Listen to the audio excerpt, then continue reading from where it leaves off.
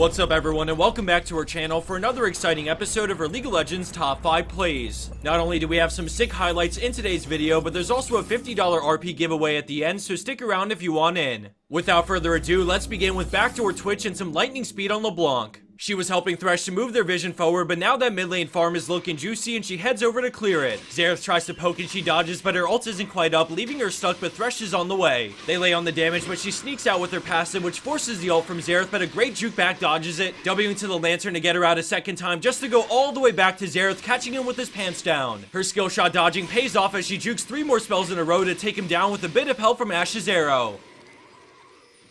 Moving right along and into our number 4 spot, we have EUS Taurus in a master tier game, and props to her teammates as well. They're down about 7,000 gold, and with their jungler dead, the enemy team decided to rush an early Baron to just about seal the deal. They have to do something to stop them, and Malphite pulls out the clutch with a Baron steal, pulling them close to Diana so she can get inside the pit. Her E pulls them in into a tornado knockup, and despite the Vi ult, she remains calm and confident, fighting this out to clean up a bunch of kills. The Monsoon guarantees she can also get barred, making this a disaster for blue team 22 minutes into the game, and just about 7 minutes later, it's actually red team who wins it all. I know this isn't some incredible display of mechanics or individual play, which is why her teammates also deserve credit, but considering how behind they were, I think overall it's a great comeback in a high-level game. Our next play features an incredible turnaround play that blindsides the entire enemy team. If you blink, you might just miss it. Orianna's team had to give up Dragon, but their jungler tried going for the steal, so now he's in full retreat. All of a sudden, the planets align and they turn at the same time, Amumu going in with his Q, but the ball is already in transit to give the mummy some follow-up to his ult. He flies in, comboing his ult with the shockwave and laser from Lux, instantly deleting the enemy team in convincing fashion. Landing in at second place, we have DM Cortex on Gnar with a beastly engage after a great setup from his teammate. The threat of Baron has everyone grouped up and looking for the catch that'll get them a good fight by Nashor. The enemy team looked like they want to go in, but Bart sees their hesitation and punishes with a huge 5-man Tempered Fate. Ezreal's ultimate still goes off, pushing Gnar into red as he flashes in, going mega and following up with more team-wide CC so his carries get off all their damage, leading to a landslide victory. Off of that play, they get the free Baron, putting them in the driver's seat of this game, all thanks to the perfect timing and engage from DM Cortex and Bard.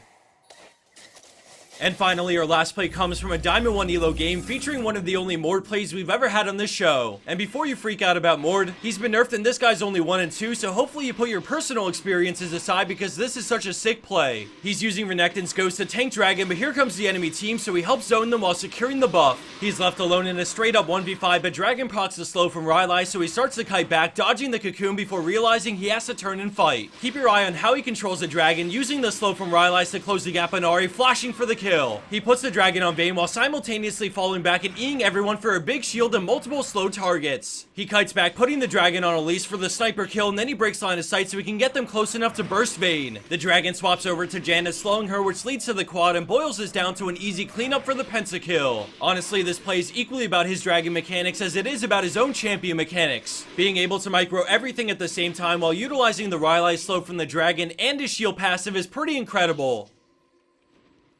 And for a bonus clip of the week, we have Lane with me on Azir playing One for All, and well, this play is pure gold. I won't spoil anything, but be warned, what you're about to see is cruel, and just for the record, we don't support the unjust containment of animals. As promised, we're running a $50 RP giveaway thanks to our sponsor skillcap.com, so we'll be choosing 2 winners from the comment section, each winning 25 bucks. All you have to do is drop us a comment letting us know what your thoughts are on all the new changes coming this preseason. I think it'll really shake the game up in a good way, but with every big change to the game, I always get a little anxious because I hate not knowing what to do. Everyone's in a mad rush to learn what's OP, and since I don't get to play every day, I feel like I start to fall behind, but that's why I love subbing to a service like Skillcapped. They're always really up to date with every new patch, and since their videos are made by high elo players that do their research, then I know the videos they put up are accurate. By the time the preseason patch is released, I'm sure they'll have a bunch of content to go alongside with it. Because of that, I'm not stressing too hard about every little detail I see on Reddit for the upcoming changes, because I know in the end, Skillcap's gonna be my go-to to be brought up to speed. While waiting on the preseason content to hit the site, you can always watch the first 2 minutes of any past video for free, so I'd highly recommend this if you want to get a feel for the style of teaching they offer. Head over to the description box of this video, and there you'll find direct links to what we showed, including this video preview section of the site. On a final note before signing off, thanks everyone for all the support lately, especially for our good friend Cellyberry. He wanted us to say thank you on his behalf. You guys are awesome fans to have, and it makes me so proud that we can grow someone's presence by so much in just a few days. Thanks again everyone, and until next time, take care of yourself and have a wonderful day.